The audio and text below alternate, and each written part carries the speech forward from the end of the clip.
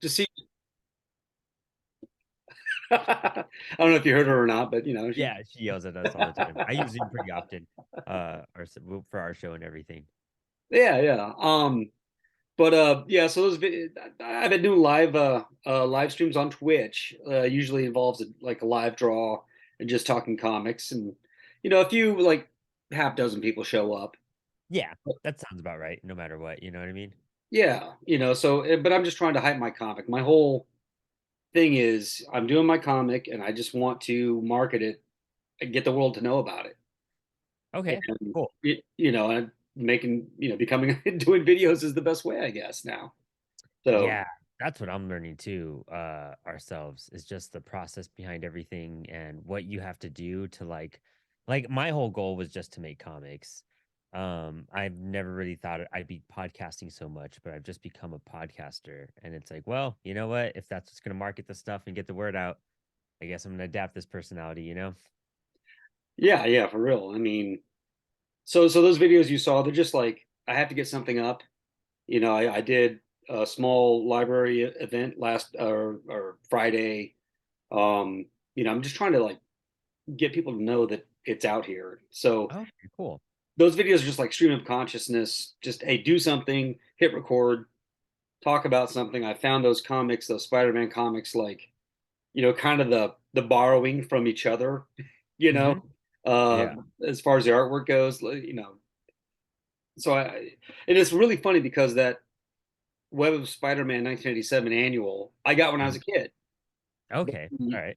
the Marvel Tales from the 70s I got recently. I have a good source for comics like that on really the cheap. So, and I'm going through that thing and checking it out, and all of a sudden I see that, I guess Ditko esque, vague scientific machine, as they're telling, you know, uh, how Peter Parker became Spider-Man. I was like, wait a minute, jump in the boxes. There it is, and it was like, it just triggered all that in my mind. Like, holy crap, these, they're not in every instance total lifts, but they were like, yeah, use this material to do this in the backup of the annual, and let's get this thing out. Was what I imagine editorial was I, saying. So I yeah. had something to talk about for that video. You know what I mean? Well, yeah, exactly. Yeah, just pointing stuff out, and that's kind of what we do with Apollo too. Like our whole thing was just we want to analyze the craft more. Um, all of us kind of went to school for writing, and we all wanted to be writers and creators of some sort. And so, like, just finding a way to be like, I don't really care what's trending or not. I never really follow what's trending whenever I do videos. It's more like I'm reading the story. I think you should all know about it. And if you want to read a cool comic, this is what we're reading, and just sharing that with the world and giving your insight and why, like, if you enjoyed it that much to like make a show about it, then it's worth sharing with everybody else because someone might else, find there's a lot of cool, insightful stuff that I never knew. And it's a book that I would have never picked up or like come across maybe. So, being able to absorb information like that is the most essential way to just try to get all this, I mean, 80 years, almost 100 years now worth of comic info, and history into our heads. Oh yeah, without a doubt. And I like the way you put that. As far as sharing things that we find. Like Yeah. of course there are really big shows that do deep dives in different aspects of comics, inside baseball stuff, or like really industry stuff, or you know detailed breakdowns. But I think if I'm understanding what you're saying, I think it goes along with me. I'm just picking out things that make me interested in comics. Yes. Yeah. You know what I mean? And that's the best way to do it, to be honest. Like I for a little while I tried doing some of the trending things, you know what I mean, just to keep up with what was tying into whatever maybe movie or something, But then it was like it felt like more work, and it felt like a pain to be like, I gotta, oh, this thing's coming out. Now I gotta go look into this character. And I was like, but I'm on this cool streak with this other book. Like I just doing what makes you happy is the best way and the best approach because then the audience will see it, they'll feel it, and your excitement will get them excited about the book. And it's a break from social media throws so much down our throat with every new release, like, no matter what, movie it is or what, Marvel, DC, whatever. but having to realize like there's so many other cool comics that we could be reading. You know, we've Dark Knight Returns is amazing, but I could list 10 other fucking Batman books that you should be reading besides that. Um, and just other books in general. And like we're doing a Miracle Man like overview right now. We're kind of going issue, and nobody gives a fuck about our Miracle Man issues. You know what I mean? Like, but we love it, and you know, if we just keep on doing it, people have been watching it and checking it out, and it's fun stuff like that. And it's sometimes the weirdest stuff will capture more people than others, but at least going out there and putting that attempt and making it fun for yourself, it's just content, you know, and it's going to get Mhm. buried. If you're going to keep on doing this, it's just like, you know, there's some books you might do over again and some stories you might revisit just to be Yeah. like, you, I've learned so much over the last 4 years of doing this. There's a lot of stories I've gone back to be like, hey, like I learned so much about Kingdom Come over the last like 2 years. I was like, you know what? I did an episode about it once, but we got to do one more because I just found so many cool new facts we got to share about it. But yeah, I mean, fuck what's trending because everybody else is covering it. It's the news everywhere else that people are doing. So you might as well just like break from the trend. And I guess that goes to like the punk rock essence that like our, you know, even our anthology spun out of is that we just do what we want and we do it ourselves. And we don't really care what if you're listening or not. We're still gonna be at it no matter what because I've seen the highs and lows of the show. So it's a fun journey for sure. Oh, without a doubt. And I love that you bring the punk rock into it. That's what got my attention. Like the very first time, I think, you know, it came to my attention. I think on Instagram, like, wait a minute, there's some punk rock stuff that you're up to. And I've been in punk rock all my life. I'm in a band. I've been in a band. The band I'm in for Oh, ten nice. Yeah. years. You know. What do you play? Tell me about your band real fast. I'd love to, you Oh, know. sure. We're called No Anger Control, and we are a traditional hardcore punk band. Yeah. Half the band is from the Northeast and came up with those '87 like New York hardcore, or that area. Mm, Um, I was in the Midwest and the South, and I had to kind of like figure it out on my own. And then I got to go to LA for a while and be a really tiny fish in this giant pond. oh yeah. Yeah. But it was really cool experience. And then I got to move to New England at the late '90s and got to be involved in all that kind of stuff and get my what I felt for the first time. Really, I was feeling like I was in a scene. Um, and now here in Charlotte, which has I've said I've lived here for 15 years, and that's Charlotte pound for pound is as good as any other place I've ever experienced. And Oh, rad. and so I take a lot of the lessons that DIY punk taught me, and I bring it into what I'm trying to do with comics. Exactly. Like It's the best way. Like, I think a lot of us musicians have retired into doing comics now because it's also like going on tour, but you don't gotta take the whole band with you. So it's a lot less stress, a lot a lot less friction and whatnot. And it's the best way to just retire into the arts of some sort. yeah, I mean, and we're going strong. I think as in terms of the band, we were road dogging it really hard. I would say 2014 to 2017 ish, Yeah. 2018 ish, and then all of a sudden we had pandemic lockdowns, individual things happening in our lives, Mhm. and we are still active and writing and doing stuff and playing shows, but we're not really trying to travel like we used to, which is kind of cool because all those years I I want to do comics. I always say like when I was 14, like I got into three things, and that was comics, skateboarding, and punk rock. Fuck yeah. And so I was trying to do all three. I never really got good at any of I know what you mean there too. I've been down that path as well. I even them. studied music for a while, because I play bass and everything, and that was Yeah. my punk rock was like my foundation of like learning, and you know, like Chris Number Two from Anti Flag is one of my favorite bassists. Like Oh yeah. Morgan from AFI, like you have Dan Briggs from Between the Buried and Me, and I was Oh just trying dude. to all this stuff. Matt Freeman, Rancid, you know what I mean? Like Oh man. that stuff is just like that's what triggered me as a bass player. And then I tried to study classical music so I could learn how to like shred better. And it was like the most ideal way to do it. Um, but yeah, that I know exactly what you mean there. And honestly, dude, being on the road it's hard. Not a lot of people understand. You know, my band, I used to play in like a prog metal band. I'm really into punk, but I've never like really had a punk band straightforward. I've always played a metal band somehow. But we were on the road for a few years and that got tough, you know what I mean? Even just Oh for a yeah. few months. And that people don't understand how tiring it is and how scary and when you run out of money and you're trying to just steal from 7-Eleven just to like Dude, get by and whatnot.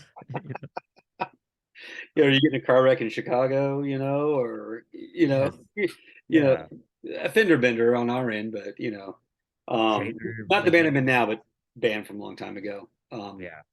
But it's I think a lot of the lessons that I pull from that is like we, I mean, this band in terms of like making money, of course, in the early days, it was never about that. It was anti that, Yeah, right. to Yeah. Yeah, the exactly. extent of doing shows and making a lot of money and going, okay, I'm going to pay all the money out to all the bands, Hmm. and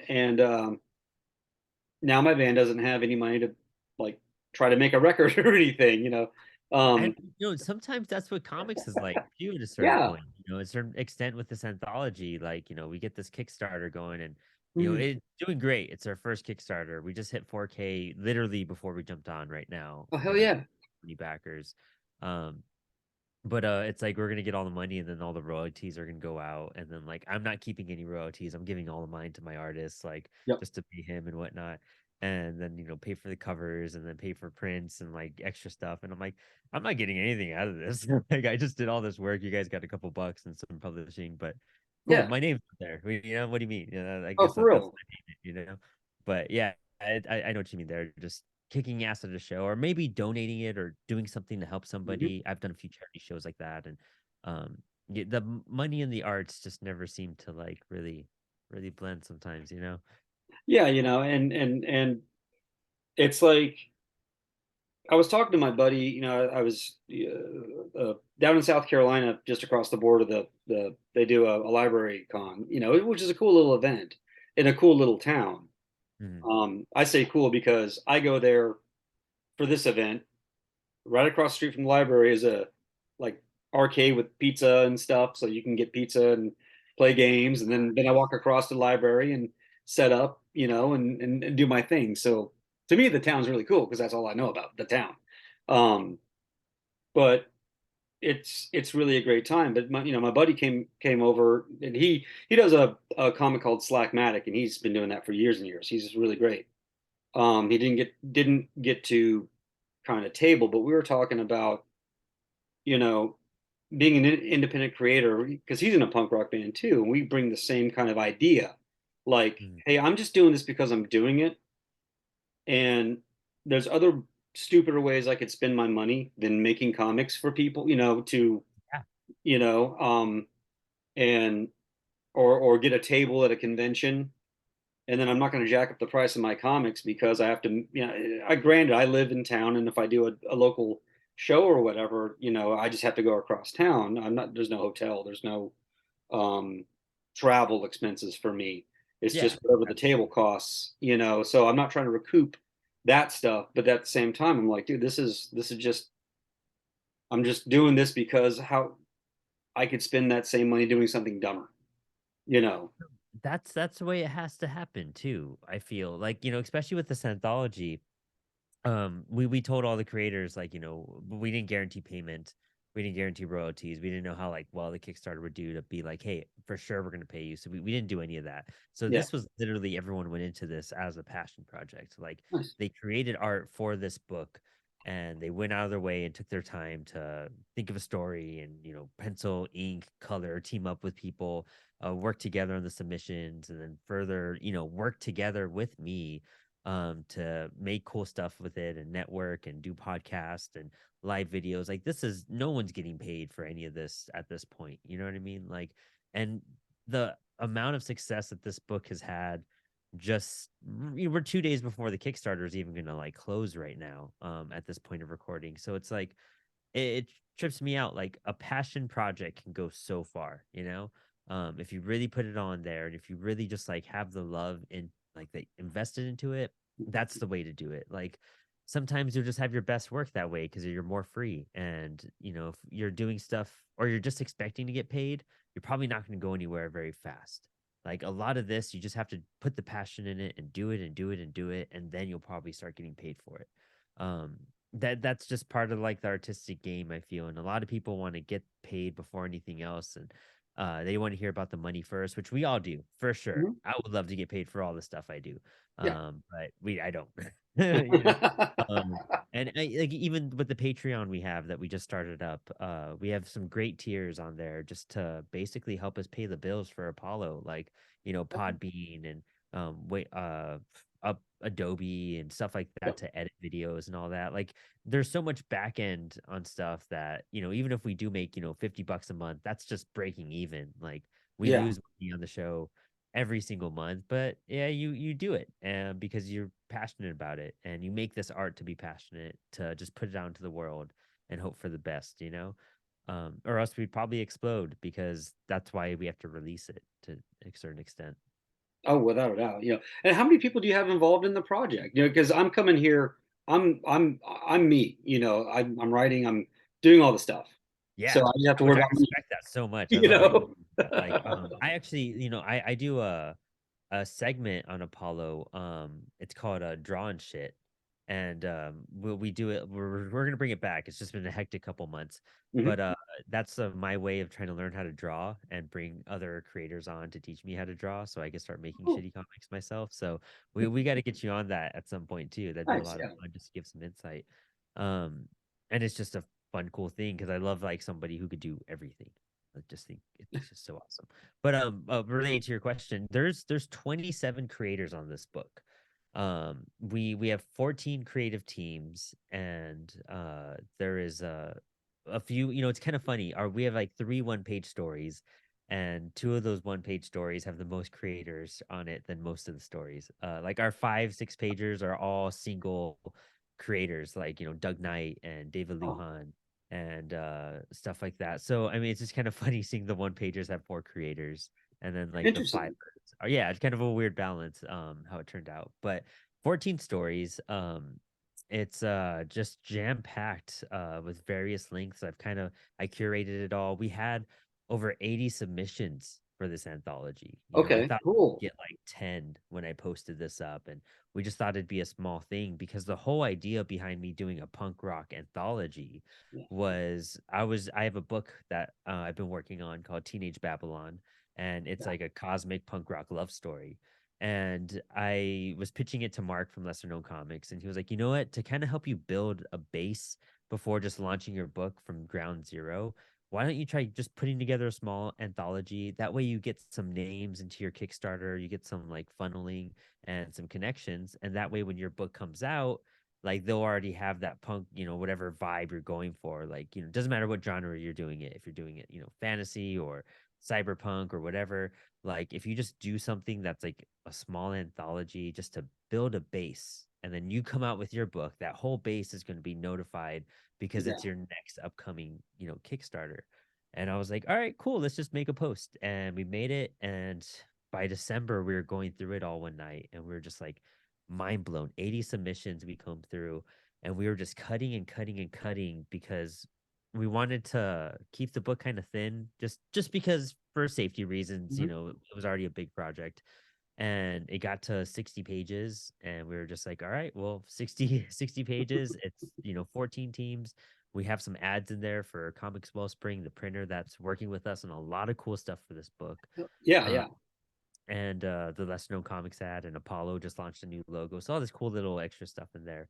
um, but yeah, it's going to be a thick, just punk rock filled book, Oh man. and it ranges from everywhere from ska to like hardcore punk to like just current like modern stuff. Like it fluctuates on every single level and it's just so pretty. It's a gorgeous looking thing and I can't wait for everyone to see this. It's really exciting. Oh man, I'm looking forward to being able to get my hands on a copy. You know, it's since I've started, like, I guess, this project and then trying to figure out how to get the world to know about me, I've learned about you and I've learned about, lesser known comics, so many people, and it's blowing my mind. And I'm so excited about this network, you know. Yeah. And The we indie keep going back to comic punk. community is just like very much so. And that's what like everything related so much to punk rock too was the indie comic community because Mhm.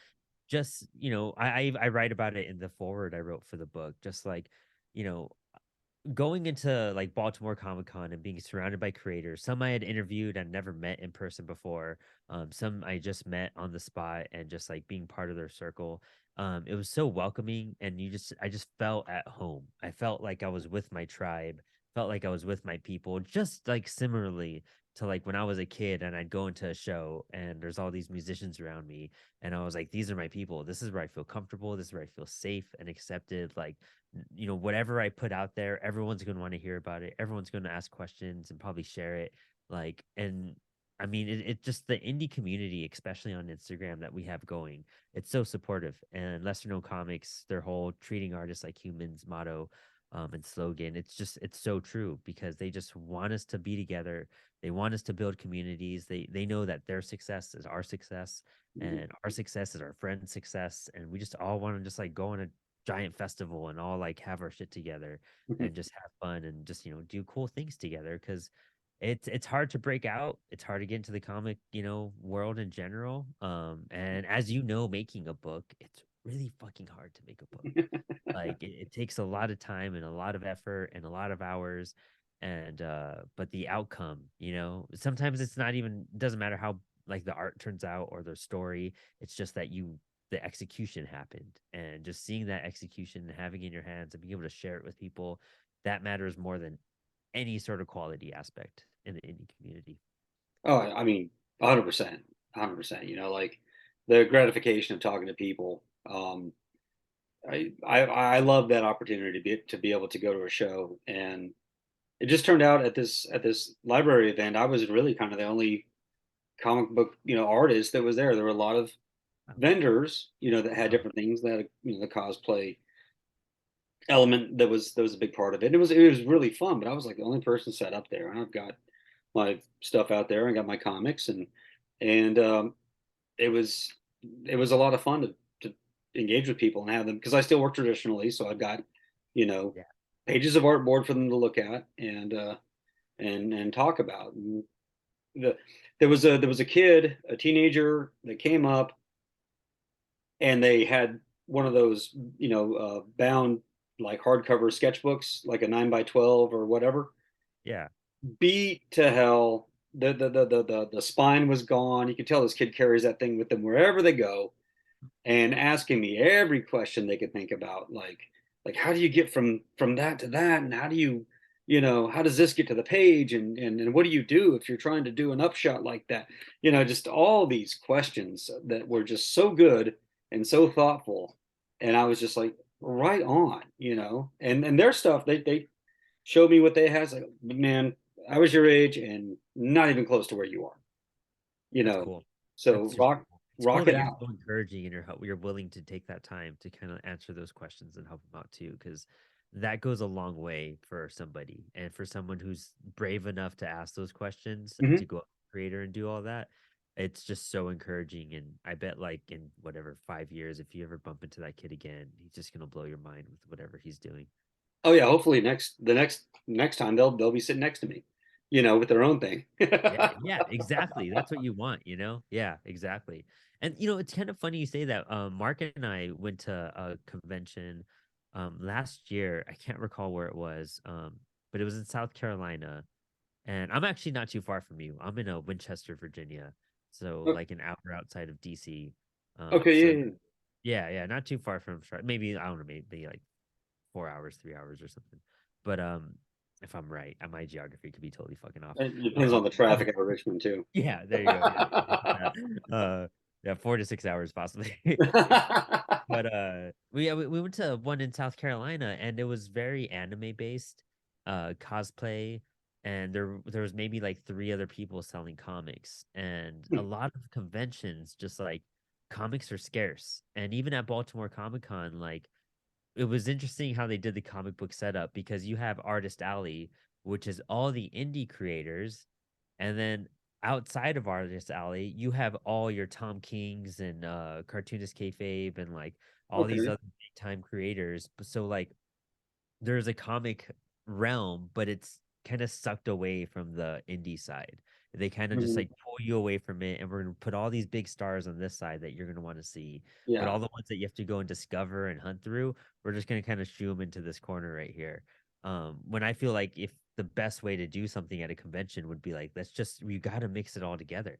Like you got to have stuff that's like shuffled so that people could find interesting things. And if I'm by this DC creator and I don't know anything about indie comics, I look to the side and there's just some indie comics. I'm just like, oh, there's more comics than just what Tom King is putting out right now. Okay, let me check that out. Like, Yeah.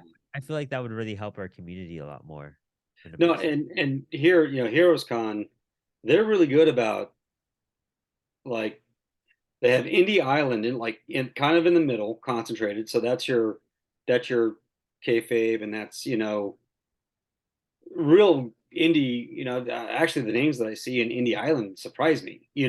Cool. That's I'm cool. like, that's a pretty big person for Indie Island, right? Yeah. And then everything on the periphery is Artist Alley, but that's where also you have your featured guests. That's where you get your Chris Claremonts and your Mark Bagleys and Yeah. that kind of stuff. And then people like me are interspersed, not necessarily next door to those people, but you kind of have to maneuver through. That's Um, a good thing. Yeah, absolutely. Last year my table, Bill, was it Sienkiewicz was like across from my table. Oh, I'm right. not sure because I got COVID. I woke up the morning of Heroes Con with COVID last year. Yeah. My buddy Ryan and I were splitting a table, but my older daughter, she ran the table Nice. for me, and they're really good about working with that and and and It's an and understanding thing. Yeah. making that happen for me. Mm. Yeah. Luckily, I felt too bad to feel sorry for myself. Yeah. Right. Yeah. Yeah. I do But that. Yeah. my wife knew I was really anxious to meet some certain creators, so I got some good swag from the kayfabe, guys.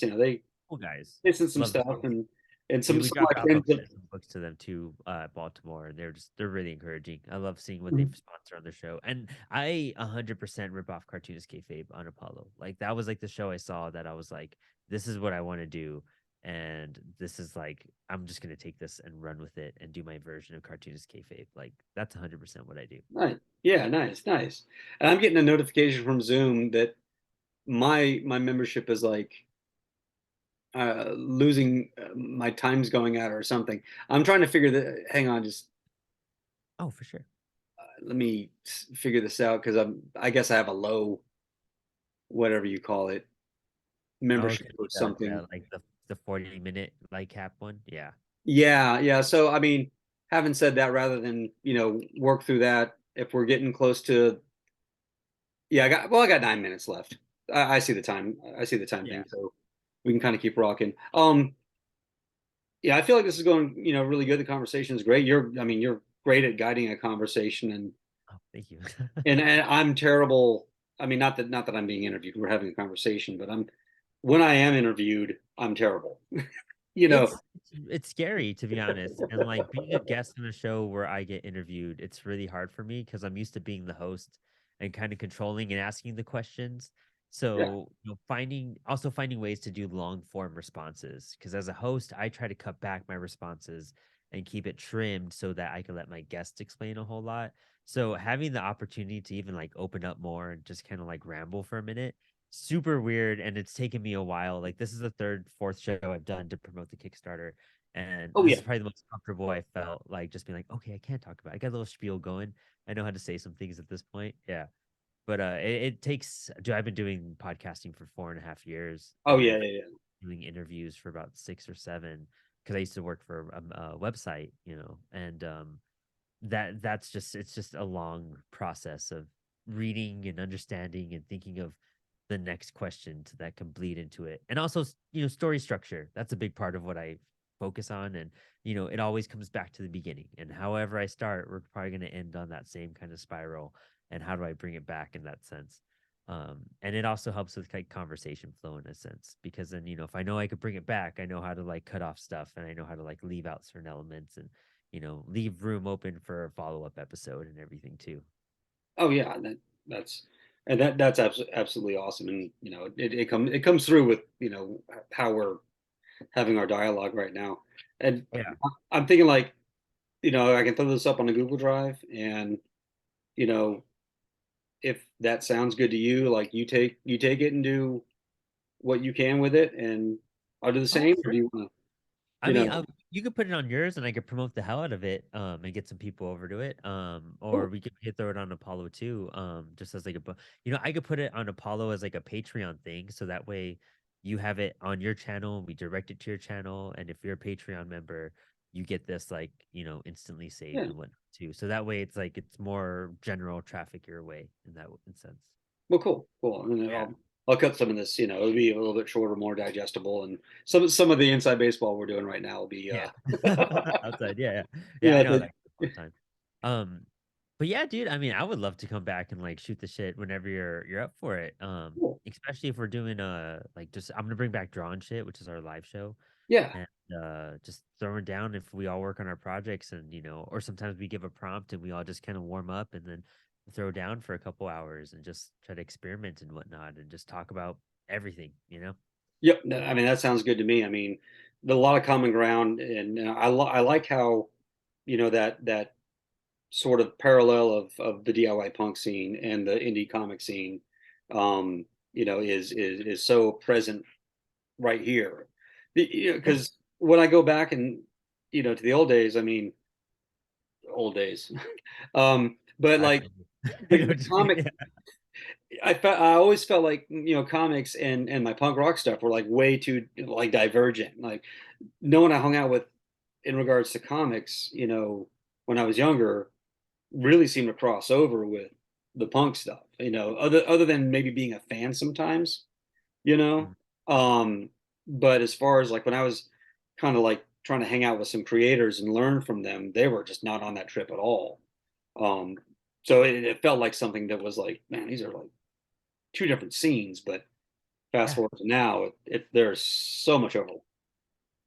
It is. I think it's once you find the right people too. It's just like with musicians. You could find those snobby musicians who just like have it all laid out and all this type of stuff, and it's their way and their whole process, you know. But then you find the ones that like, hey, we're just trying to jam and we're trying to like, put all this together. And you know what, the ones with that positive, forward thinking attitude that's open for collaboration, as art should be. Art Yeah. is a collaborative thing. No matter what you do, it's about collaboration because you're starting from you to the audience. That's already a collaboration there of understanding, Oh building that yeah. understanding and that clarity. So when you bring in other creators, it's all about, just building and building and building. And, that DIY aspect, you're going to learn off of each other and you're going to find skill sets and trades and, how can you benefit me and I could benefit you.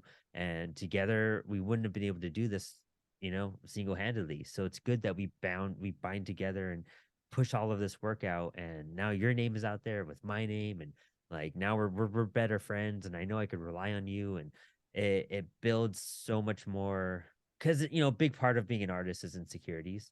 I think we're all insecure in the set. So Yeah. if you build that community, dude, you're gonna feel so much more positive and hopeful and confident in everything you do because you have that backbone behind you. Oh yeah, man, 100%.